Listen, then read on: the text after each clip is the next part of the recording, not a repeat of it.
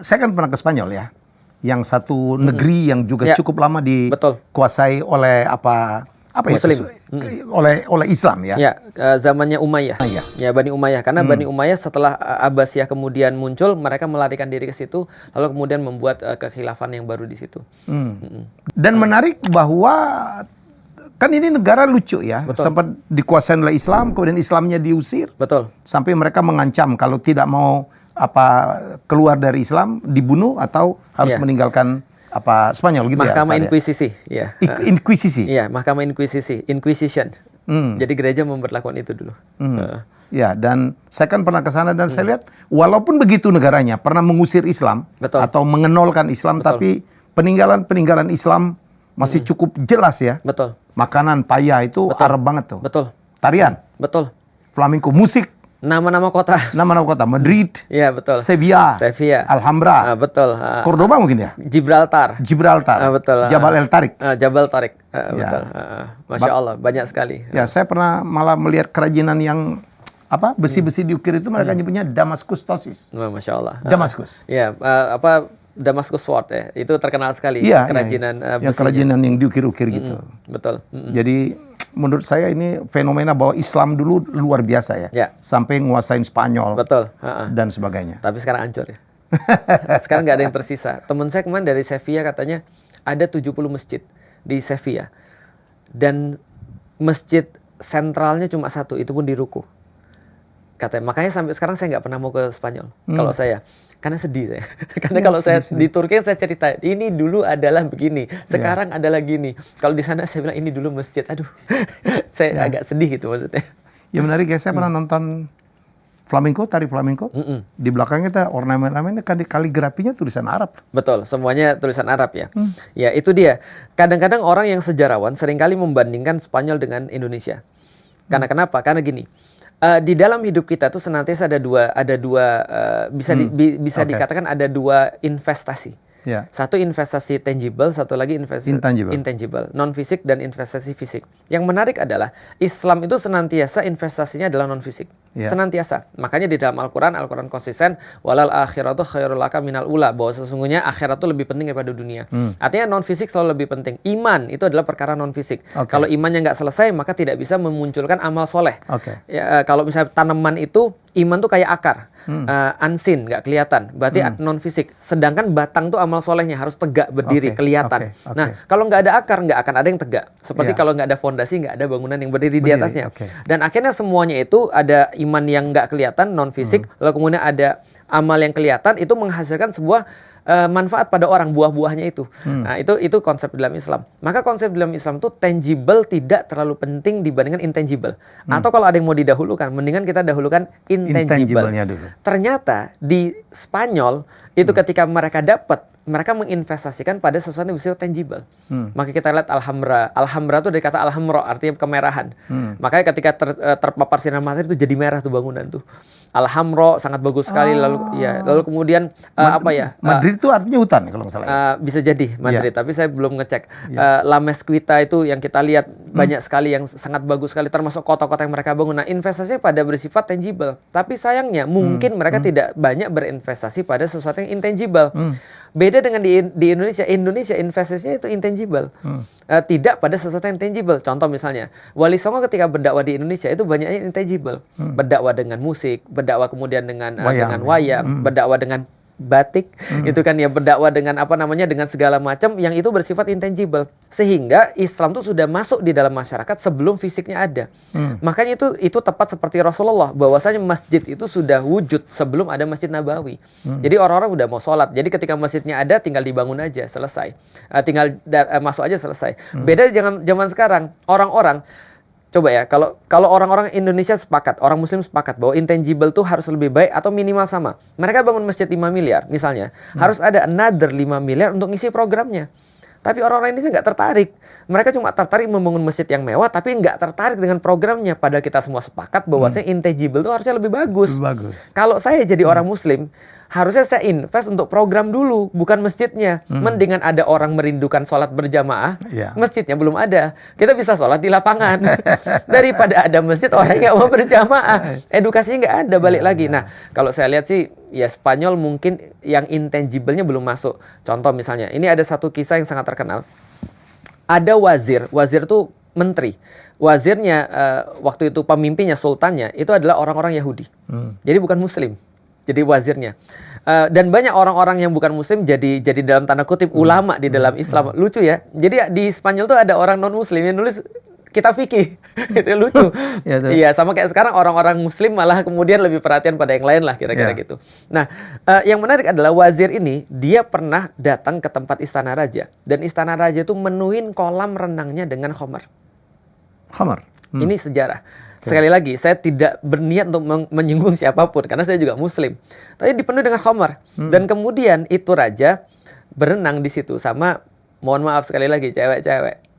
Cewek-cewek ya pastinya nggak mungkin cewek-cewek biasa dong, gitu kan ya. Pasti ya penghibur lah. Lalu kemudian ketika wazirnya datang untuk satu permasalahan, dia bilang gini, Sultan saya mau ada masalah ini, perlu diskusi. Dia bilang, udah masuk aja dulu. Ayo kita masuk aja dulu, kita bersantai-santai aja dulu. Dia bilang, nggak usah. Lah kalau gitu ini deh, kamu minum aja dulu. Dia bilang, kamu minum, ini kan khamar semua nih yang dipenuhin. Dia bilang, enggak, kalau saya mau kuahnya, saya pasti mau dagingnya. Jadi artinya itu kemaksiatan semacam itu udah menjadi sesuatu yang biasa. Artinya rakyat nggak merasakan bahwasanya mereka ada manfaat daripada Islam. Maka ketika kemudian mereka disuruh untuk kemudian rekonquista, mereka dengan rela. Tapi tidak dengan Indonesia.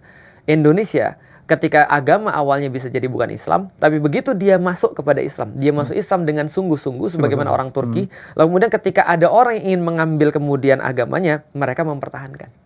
Ya sekarang bagaimanapun juga separah-parahnya orang Muslim, separah-parahnya, ya tetap yang namanya orang ke masjid itu orang soleh.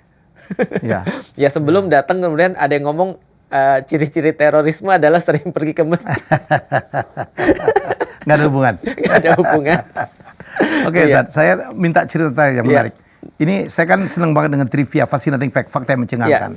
Bahwa ternyata ada hubungan Dracula itu dengan Utsmani ya, dengan Islam gitu. Dengan Islam. Bisa cerita dong?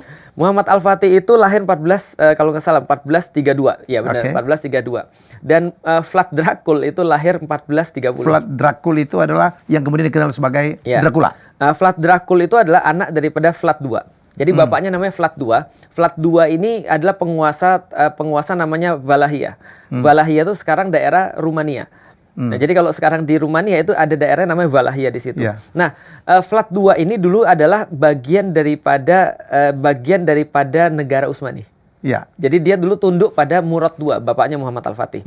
Nah, dan bapaknya Muhammad Al-Fatih minta tanda kesetiaan. Ya wajar lah ya. Dia bilang kalau kamu setia sama aku minta tanda kesetiaan. Apa? 2 anakmu, ayo masukkan sekolahnya ke aku.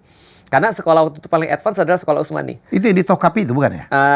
Waktu itu bukan belum di Topkapi. Waktu itu kan Konstantinopel belum bebas. Nah, jadi masih di Edirne pada saat itu. Nah, di Edirne itulah disekolahkan 2 anak Vlad II. Pertama namanya Vlad III, yang nanti akan kita kenal dengan nama Vlad Dracula. Vlad the Impaler. Iya, Vlad the Impaler. Vlad yang tukang sate orang. Tukang sate orang. Yang kedua namanya Radu Selvrumos. Radu si handsome. Radu the handsome. Jadi adiknya handsome nih. Jadi 2 orang. Nah, 2 orang ini sekolah bersama-sama dengan Muhammad Al-Fatih. Dan dari awal mereka ini dilatih untuk jadi Yeniseri, untuk jadi pasukan khusus. Makanya Vlad Dracul ini sangat fluent bahasa Arab. Sangat ngerti bagaimana cara orang Muslim mikir. Bahkan dia sangat ngerti bagaimana ngatur-ngatur pasukannya orang Muslim. Nanti akan berpengaruh kepada aktivitas dia berikutnya. Nah, Radu ini masuk Islam. Vlad Dracul nggak mau. Kenapa? Karena dia sudah masuk namanya klan naga. Draco itu kan artinya naga, dragon. Nah, dia sudah dari dulu masuk klan naga kayak bapaknya, dan dia punya tugas untuk melindungi, ya balik lagi lah ya, Christendom pada saat itu. Dia punya Holy Roman Emperor-nya kan ya. Nah, ketika dia kemudian jadi orang Muslim, di satu titik dalam hidupnya dia benci banget sama bapaknya. Karena bapaknya mau taat sama sama Murad II. Nah, ketika dia memiliki kesempatan untuk kemudian menaklukkan wilayah dia di awal, akhirnya dia desersi. Cerita singkatnya itu. Sebenarnya ini tidak bisa dilepaskan dari dua orang yang lain sih. Ini untuk informasi aja. Musuh utama Muhammad Al-Fatih itu ada 3. Pertama Vlad Dracul, yang kedua János Hunyadi atau John Hunyadi orang Hungaria, yang ketiga adalah John Castrioti atau dikenal dengan nama George Skanderbeg. Tiga-tiga ini pahlawan negaranya masing-masing nih. Vlad Dracul pahlawan Rumania. Yang ini pahlawan Hungaria, ya John Hunyadi atau János Hunyadi. Yang ini pahlawannya sekarang namanya Albania. Ini orang Albania, pahlawan Albania. George Castrioti murtad setelah jadi panglima pasukan. Dia murtad. János Hunyadi memang orang-orang Holy Roman Emperor. Ini semua dididik di sana semua? Cuma satu aja. Cuma satu aja. Nah, nanti Vlad Dracul ini menemukan bahwasannya John Hunyadi akan bunuh bapaknya. Karena bapaknya kan taat sama Muhammad Al-Fatih. Tapi dia serve kepada John Hunyadi. Dia serve pada John Hunyadi nantinya, tapi dia akan nanti memimpin wilayah Walahia. Nah, setelah gantiin bapaknya memimpin wilayah Walahia, saking kesalnya Muhammad Al-Fatih minta pasukannya untuk kemudian pergi ke sana. Dikisahkan pernah ada 10.000 pasukan pergi, dipimpin oleh Hamzah Pasha, orang yang juga sangat berperan dalam pembebasan Konstantinopel. Tapi karena Vlad Dracul ini orangnya hebat luar biasa, memang taktik dan luar biasa kejam. Ya? Betul, dan luar biasa kejam nih orang ini. Akhirnya 10.000 pasukan tuh diimpel sampai ada disati. Jadi penyiksaan paling parah itu katanya adalah ditusuk dari anus sampai dengan leher. Nah, itu namanya impel. Dan itu ditaruh di kayak hutan. Ditunjukin ya? Hutan manusia. Pas Muhammad Al-Fatih ke sana ngeliat pasukannya muntah balik. Setelah balik, dia akhirnya bikin strategi baru. Apa strateginya? Strateginya adalah adiknya disuruh untuk mimpin pasukan. Karena dia tahu hanya serigala yang bisa buru serigala. Maka adiknya disuruh pimpin pasukan, lalu kemudian terjadilah sebuah penyerangan yang sangat terkenal namanya Attaquul de Noapte, the Night Attack, yang kemudian menyerang pasukan Muhammad Al-Fatih yang dipimpin oleh adiknya, menyerang ke Kastil Poenari namanya. Jadi kalau sekarang namanya Bran Castle ya kalau dalam film Dracula itu ya, atau di dalam novel Dracula, Transilvania. Tapi sebenarnya bukan di situ. Namanya Kastil Poenari namanya. Kastil Poenari 1472 the Night Attack Attaquul de Noapte, akhirnya dia lari. Setelah dia lari kemudian ada sejarah mengatakan dia ketemu dengan pasukan tuh nggak tahu kalau itu adalah Vlad Dracul, tapi kepalanya dipenggal. Nah, setelah dipenggal akhirnya sebagian daripada badannya, karena kepalanya dibawa ke Muhammad Al-Fatih, badannya dibiara Senagov sekarang. Itu aja. Coba dicari aja. Itu ada jadi mereka meyakini cuma badannya yang ada di situ. Karena kepalanya dibawa Muhammad Al-Fatih. Sebagai bukti kan? Sebagai bukti. Gitu cerita itu Dracula. Tapi Hollywood, nah itu sekali lagi tuh Hollywood bikin mentwist ceritanya. Bukan hanya twist, itu namanya apa ya? Ahistory namanya. Iya. Twist itu boleh. Saya sangat senang dengan twist history. Tapi ahistory adalah menjadikan sejarah itu berbeda timelinenya gitu. Waktu saya baca pertama kali bahwa ada hubungannya dengan Osmani, saya kayak, begitu ya ceritanya. Sangat banyak sekali hubungan-hubungan yang kita nggak tahu. Bahkan Wali Songo juga ada hubungannya dengan Osmani. Artinya banyak orang-orang Indonesia nggak ngerti. Ada satu riwayat yang sangat bagus sekali, walaupun sekali lagi namanya history tetap ada perdebatan, bahwasanya Wali Songo itu mengutus adalah Sultan Utsmani. Namanya namanya Mehmed I, Mehmed Çelebi. Mehmed Çelebi ini adalah kakeknya Muhammad Al-Fatih. Nah, yang menarik lagi adalah ketika dia sudah ngirimin Wali Songo itu ke Indonesia, lalu berdakwah di Indonesia, lalu kemudian pada saatnya, jadi Sultan Hamengkubuwono yang sekarang ini pernah bilang bahwa Raden Fatah itu mendapatkan pengesahan dari Sultan Turki pada tahun 1479.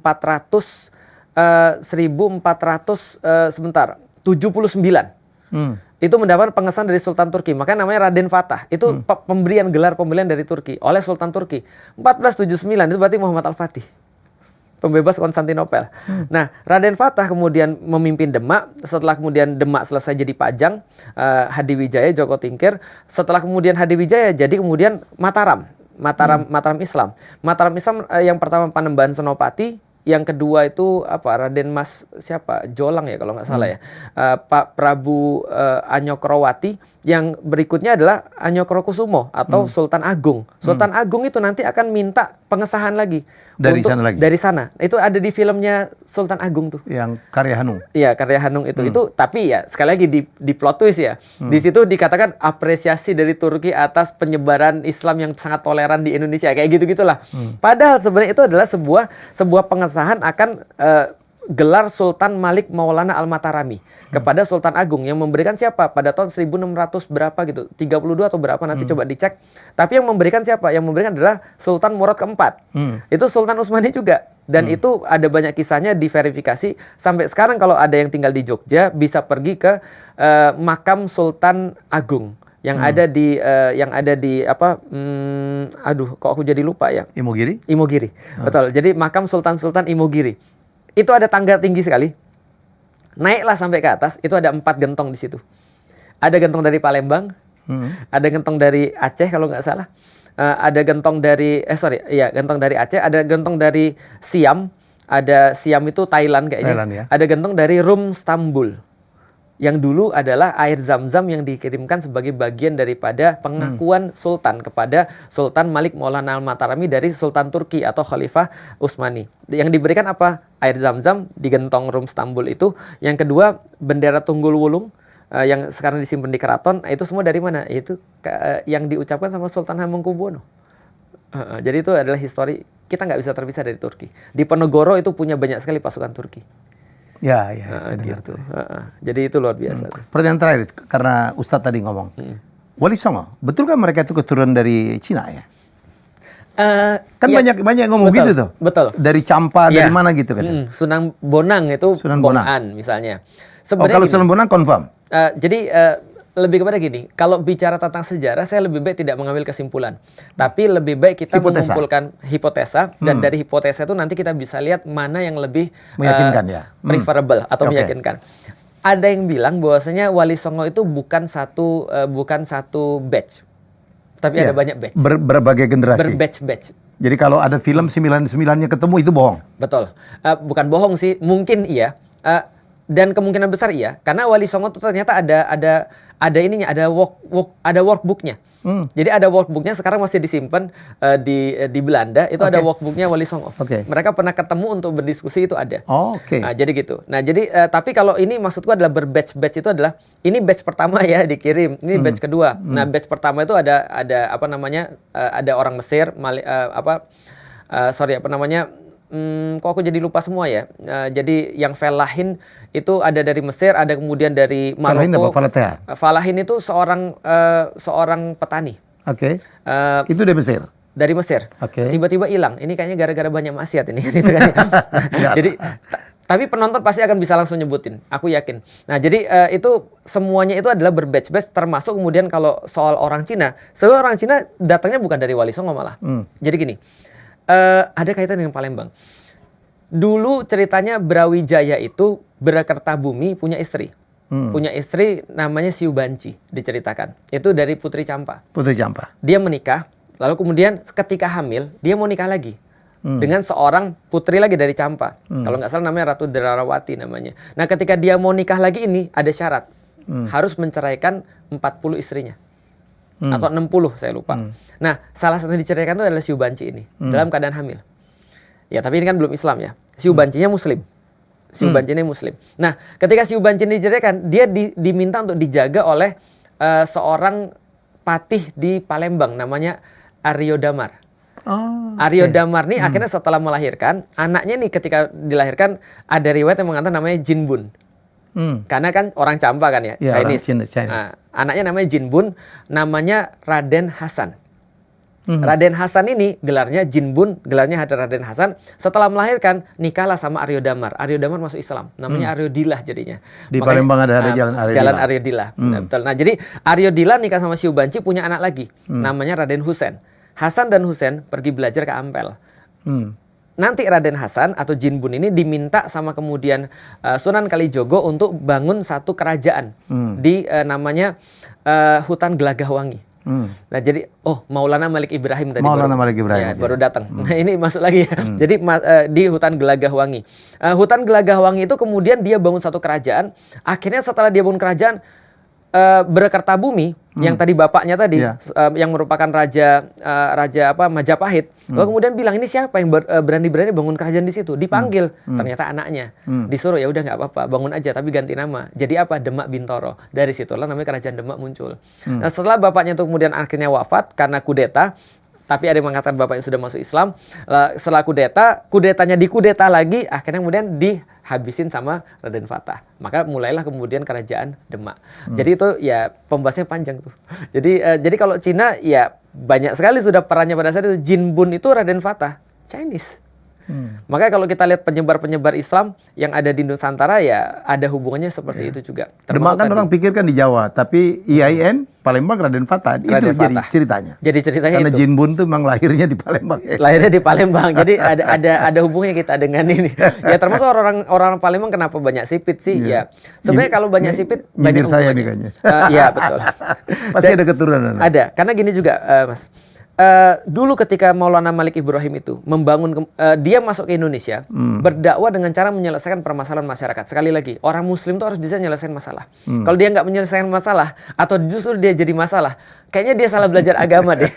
Karena Maulana Malik Ibrahim itu ketika datang ke Indonesia, dia menyelesaikan masalah apa? Masalah pangan. Karena pada saat itu terjadi perang saudara, dalam bahasa Majapahit, perang Parerek. Paregrek itu baca Pararek. Nah, jadi perang Pararek ini menghabiskan banyak sekali pangan, sehingga terjadi krisis pangan pada saat itu. Tapi tidak food estate ya. Dia buat kemudian bagaimana caranya. Maulana Malik Ibrahim karena dia seorang petani yang sangat unggul, waktu itu ada Cheng Ho. Cheng Ho bawa bawa kru yang mereka adalah orang-orang Cina yang sudah biasa buat sawah irigasi. Maka dibuatlah sawah irigasi di sekeliling Tuban itu. Luas banget, itu bisa nyelesain masalah dan itu dapat apresiasi dari raja. Nah, disitulah bisa masuk pendakwa-pendakwa Islam ke dalam istana. Sampai akhirnya dapat Jin Bun sama adiknya, Raden Hasan dan Raden Husain. Sunan Giri akhirnya jadi semacam kayak padepokan. Kalau sekarang apa ya? Untuk abdi-abdi negara itu mungkin apa ya? Selain STAN, apa lagi satu lagi? IPDN. Nah, jadi kira-kira gitulah. STPDN. Nah, jadi dia bisa untuk ngajar di STPDN-nya. Akhirnya kemudian menyebarkan agama karena dianggap agama yang keren itu tadi. Itu sejarahnya Wali Songo dengan hubungan dengan orang Cina. Yang menarik juga itu ya, Adinda. Apa Cheng Ho ya? Cheng Ho. Saya kemarin sempat ke Yunan mau bikin film waktu saya di TVRI. Ternyata bacanya itu Changhe ya, bukan Cheng Ho ya. Sebenarnya namanya Masan Bao. Masan Bao aslinya. Masan Bao. Ini kan Islam sebenarnya kan? Ma itu artinya Muhammad. Jadi bagi orang-orang yang masuk Islam, dia kalau saya Xiao, marga saya Xiao. Kalau marganya Cheng Ho itu adalah Ma Sambao. Kalau saya Tan. Nggak tahu ya. Ya engkau saya kan Tantowi namanya. Oh, luar biasa. Ya, itu agak sulit dipercaya kan. Oke. Walau kecil. Cheng Ho itu kan dari mana-mana. Ada jadi masjid, ada jadi kelenteng. Ya kan kalau di Semarang jadi kelenteng. Ini gimana ceritanya sih? Nah, kelenteng di Semarang namanya Sampokong kan? Sampokong ya. Nah, dari artinya Sanbao itu sampo. Sampo itu Sanbao dalam dialek Hokkien ya, berarti sampo. Sampokong artinya kelentengnya Sambao. Nah, sedangkan dia sendiri seorang Muslim. Nah, gimana bisa? Nah, makanya kalau kita lihat di kelenteng di Semarang itu, lihat aja arah kelentengnya di mana, itu arah kiblat. Nah, maka itu sebenarnya dibangun untuk masjid. Dirubah kemudian? Diubah jadi kelenteng. Sebenarnya nggak ada masalah sih sebenarnya. Artinya artinya tetap kita lihat bahwasanya Masan Bao ini atau Cheng Ho ini kemana-mana dia bawa kemudian kru-krunya yang akhirnya juga menyebarkan Islam. Di Indonesia itu ada jurumudinya yang akhirnya jurumudi akhirnya tetap tinggal di Indonesia. Nah, jadilah kemudian Kiai Jurumudi itu. Kiai Jurumudi. Kiai Jurumudi karena itu jurumudinya Cheng Ho. Nah, terus kemudian ada beberapa pencatat-pencatat. Kalau nggak salah siapa namanya ya, Mahwan atau siapa yang nyatat, kemudian akhirnya kita jadi tahu sejarahnya Wali Songo itu begini. Jadi ada banyak ya pertukaran budaya kayak gitu. Menarik banget. Masjid Cheng Ho itu ada di Palembang? Ada di Batam kalau Surabaya. Ada. Memang dia sampai di daerah-daerah ini ya? Saya selalu bilang gini, kadang-kadang kan orang aneh ketika ngeliat orang Chinese Muslim. Ngeliat saya Muslim tuh orang tuh aneh. Kenapa? Karena nggak biasa orang tuh sipit tuh Muslim. Agak aneh kalau sipit tuh Muslim. Kenapa? Nggak biasa. Padahal saya bilang gini, sebenarnya orang-orang Muslim di Cina itu lebih senior daripada orang-orang Muslim di Indonesia. Karena orang-orang Cina sudah punya masjid itu tahun 651. Mereka masuk duluan ya? Iya, 651 udah punya masjid. Masjid di Guangzhou. Masjid di Guangzhou ada satu masjid itu dibangun 651. Wow. Sementara Indonesia itu baru berkorespondensi dengan ada satu riset judulnya Letters from Maharaja to the Khalifah. Jadi letter from Maharaja to the Khalifah. Jadi, surat dari Maharaja ke Khalifah. Pada Khalifah, dan itu 2 kali Khalifahnya. Nah, pertama itu diberikan pada Khalifah Muawiyah, yang kedua pada Umar bin Abdul Aziz. Nah, akhirnya itu ada surat daripada Raja Indrawarman yang itu memang terdokumentasi suratnya itu, yang diberikan pada Khalifah pada saat untuk meminta agar dikirimkan dai ke Indonesia. Itu baru pada tahun 800-an berarti ya. Jadi 700-an. Bukan hipotesis ya? Bukan hipotesis. Dan akhirnya Indonesia Nusantara baru punya kerajaan Islam tahun berapa? 1000-an ya, 1200-an. Dan di Jawa 1400-an. Yang di Aceh itu ya? Ya, Samudra Pasai. Samudra Pasai. Gitu, dan Pagaruyung dan seterusnya. Itu adalah di Sumatera. Sebelum di Jawa 1400-an. Masuk akal memang kalau dari Jazirah Arab masuknya kan melalui Aceh dulu ya. Ya, tapi tentunya kita nggak berpikir bahwa ketika Islam datang langsung bikin kerajaan. Berarti ya minimal 50 atau 100 tahun sebelumnya sudah ada dai. Ya. Nah, berarti kalau misalnya munculnya 1200 ya 1000-an lah mungkin sudah ada dai atau 1100. Kan nggak mungkin langsung masuk langsung bikin kerajaan. Ya. Dagang-dagang dulu kan. Ya, dagang-dagang dulu, dakwah-dakwah dulu dan segala macam menyebarkan agama. Waduh, ini kalau diteruskan karena kita syuting lagi puasa nih Ustaz. Ya, alhamdulillah. Iya, nggak apa-apa, mudah-mudahan jadi kebaikan. Kalau memang ada beberapa fakta-fakta yang salah atau beberapa ini yang salah, ya tinggal dikoreksi aja. Tapi intinya adalah kita cuma mengatakan bahwasanya Islam itu bisa bangkit sebenarnya karena dia megang Al-Quran.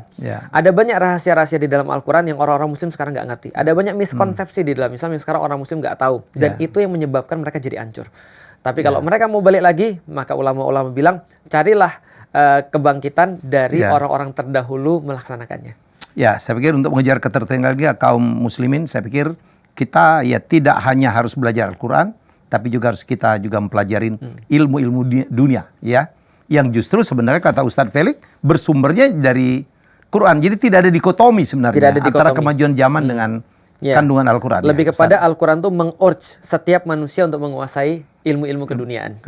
Ya. Jadi belajarlah tetap matematik, kimia, fisika, ilmu-ilmu dasar ya. Karena gini, yang bisa kita contohkan misalnya, dulu orang-orang Muslim itu kalau mau sholat harus ngadep kiblat.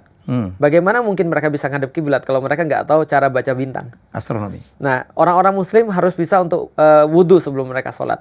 Bagaimana mereka bisa wudhu kalau mereka nggak bisa ngangkat air dari sungai menuju pada perkotaan? Orang Muslim diminta untuk mandi wajib. Lah gimana kalau nggak ada airnya? Orang Muslim misalnya diminta untuk misalnya berjihad fisabilillah. Gimana kalau mereka nggak ada teknologinya? Maka teknologi-teknologi itu dibangun ketika justru jihad fisabilillah itu bisa jalan. Dan ketika jihad turun, teknologi hancur.